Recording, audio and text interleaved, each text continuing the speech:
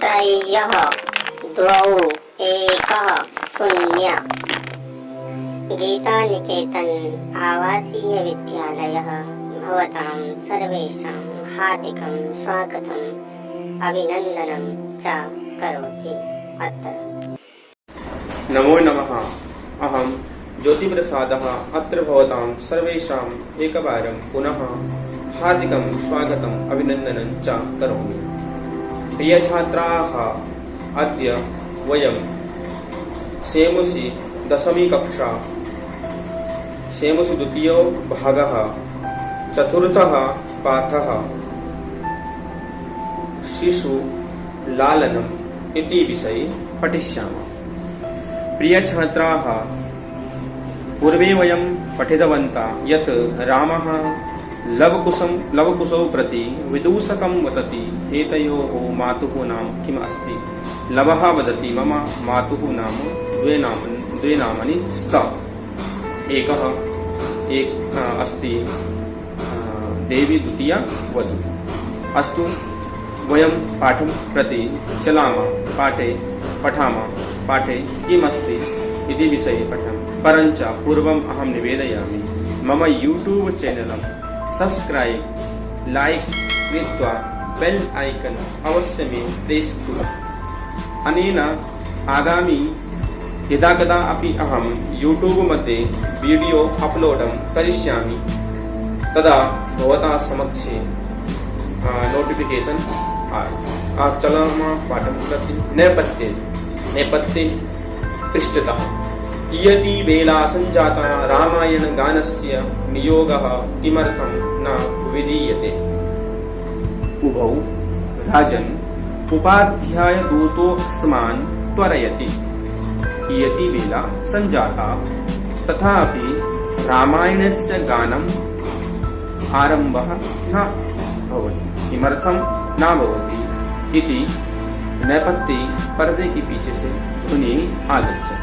उभौ अत्र अस्ति लवकुशौ राजन् रामः भो राजन् उपाध्यायस्य दूतः अस्मान् त्वरयति ताडयति वदति कि यत् रामायणस्य गानं प्रारम्भं कथं न भवेत्। उपाध्याय एकवारं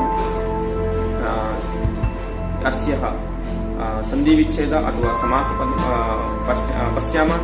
उपाध्यायस्य दूतः उपाध्यायः इति आचार्यः गुरु भवति। उपाध्याय गुरु आचार्यः भवति। अग्रे चलामः।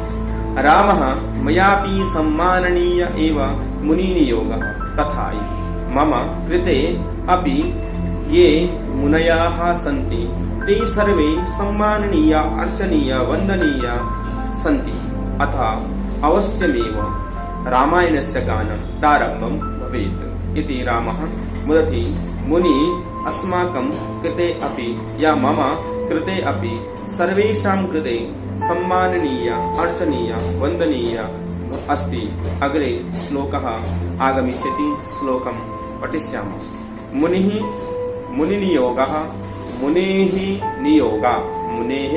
नियोगः समासः अस्ति। मुनेः नियोगः। अग्रे एकः यदा रामः वदति कि रामायणस्य गानम् अवश्यमेव प्रारम्भं भवेत्, तो श्लोकः अस्ति।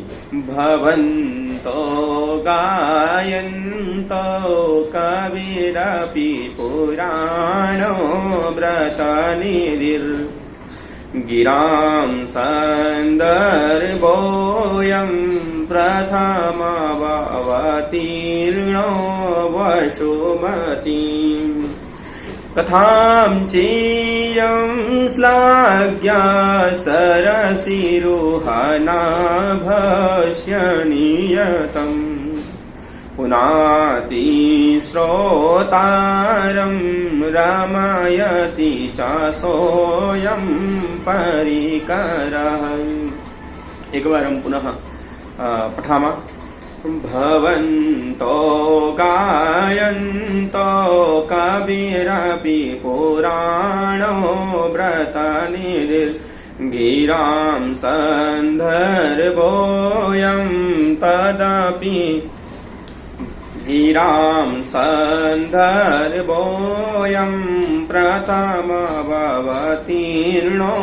वसुमतीम् कथां चेयं श्लाघ्य सरसिरुहनाभस्य नियतम् पुनाति श्रोतारं रमयति चासोऽयं परिकर। अग्रे एकवारं श्लोकस्य यः अन्वयः अस्ति तं पठित्वा अग्रे चलामः इति।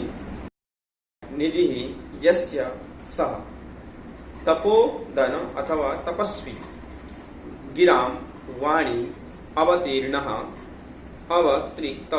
अवतरितं सरसीरुह नाभस्य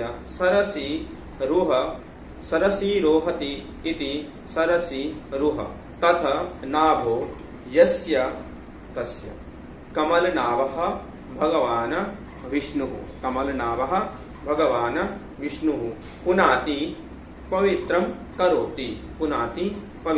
करोति। श्लोक मध्ये प्रत्यय समास संधि आदि ये सन्ति। अग्रे चलामः। भवन्तो लवकुशो गायनं कुरुत पुराणव्रतनिधि कवि अपि वसुमतीं वसु इति पृथ्वी प्रथमं सर्वप्रथमम् अवतीर्णः गिरां वाणीम् अयं सन्दर्भः अस्मिन् सन्दर्भे सरसीरुहनाभस्य यस्य नाभे सरसिः अस्ति भगवान् विष्णु च इयं श्लाघ्यः कथा एषा कथा किमस्ति परिकरः अस्ति पुनातिः रमयति च नियतं श्रोतारं नियतं पुनाति रमयति च इयं श्लाघ्या कथा एषा पवित्रा कथा श्रोतारं पुनाति रमयति च। अस्मिन् श्लोकस्य अन्वयः अस्ति। अग्रे अस्ति वयस्य अपूर्वो अयं मानवानां सरस्वत्यावतार तद अहं सुहृज्जन साधारणं श्रोतुम् इच्छामि। वयस्य अत्र वयस्य शब्दस्य प्रयोगं विदूषकस्य कृते अस्ति। अपूर्वः अयं मानवानां सरस्वती अवतार महर्षि वाल्मीकि सन्निधीयन्तां सभासदः प्रेष्यताम् अस्मद् अन्तिकं सौमित्री अहम् अपि एतयोः चिरासन् परिखेदं विहरणं कृत्वा अपनयामि। सन्निधीयन्तां सभासदः सर्वे सभासदः अत्र आगत्य कथाम् एकवारं कथां शृणोतु अथवा शृण्वन्तु। प्रेष्यताम् अस्मद् अन्तिकं सौमित्रः लक्ष्मणः अहम् अपि एतयोः लवकुशौ चिरासन् चिरकालात् आसनं परिखेदं विहरणं कृत्वा अपनयामि। परिखेदं दुःखी तं विहरणं विचरणं कृत्वा अहम् अपि आगमिष्यामि। विदूषकं वदति रामः विदूषकं वदति भवान् गच्छतु शीघ्रं सौमित्री लक्ष्मणं मम समीपे प्रेषयतु।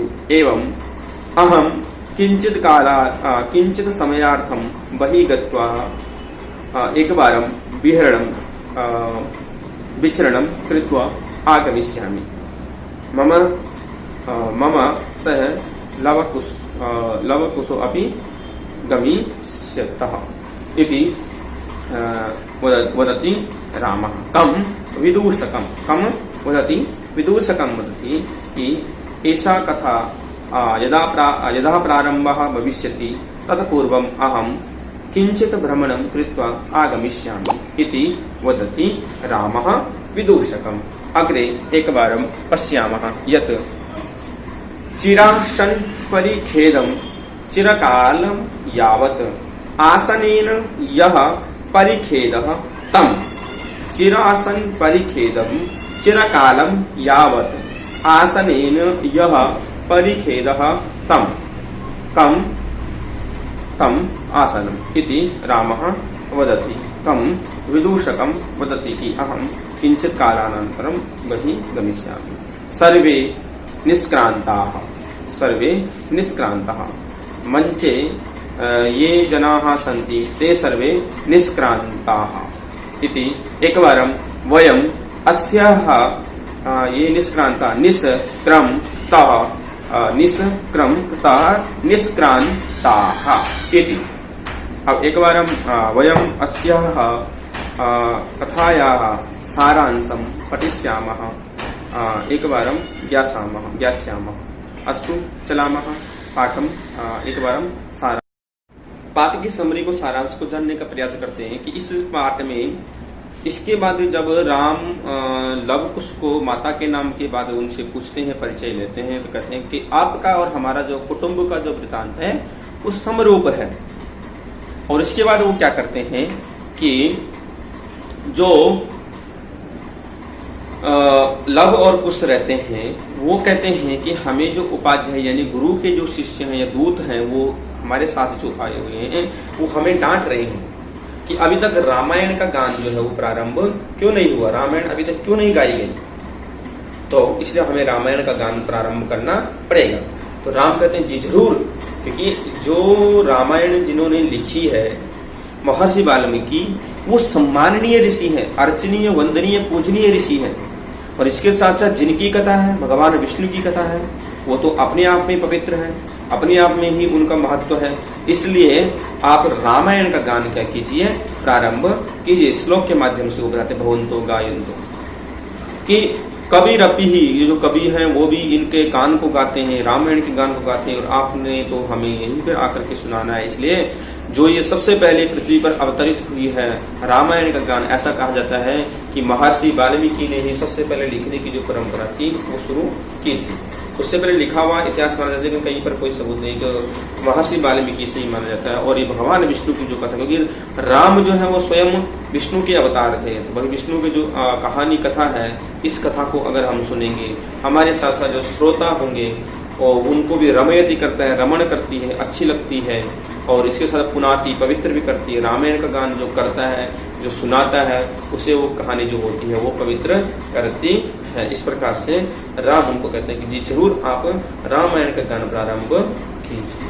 उसके बाद क्या होता है कि जब रामायण का गान प्रारंभ होने से राम जो है उनको बोलते हैं कि आप ऐसा कीजिए विदूषक को कि आप सभी सभासदों को, जो अर्चनीय वंदनीय हैं, माता हैं, और जो राज्य में और लोग हैं पूजनीय सभासद हैं, उन सभी को यहाँ पर बुला दीजिए। और मैं कुछ समय के लिए जो है वो भ्रमण करके आ जाता हूँ, क्योंकि मुझे बहुत देर तक इस आसन पर बैठना पड़ेगा, और इन दोनों को भी, लव और कुश को भी इस आसन पर बैठना पड़ेगा। इसके लिए इनकी जो थकान है उस थकान को दूर करने के लिए मैं थोड़ा सा भ्रमण करके इनके साथ भ्रमण के लिए जाता हूँ। और हाँ, एक बात और है, सौमित्रे लक्ष्मण को आप मेरे पास भेज दीजिए, ऐसा राम विदूषक को कहते हैं। और सर्वे निष्क्रांत, और सभी मंच से चले जाते हैं। तो ये थी रामायण की जो हमने पंचम दृश्य पढ़ा, अंतिम दृश्य पढ़ा है, उसकी एक कहानी थी।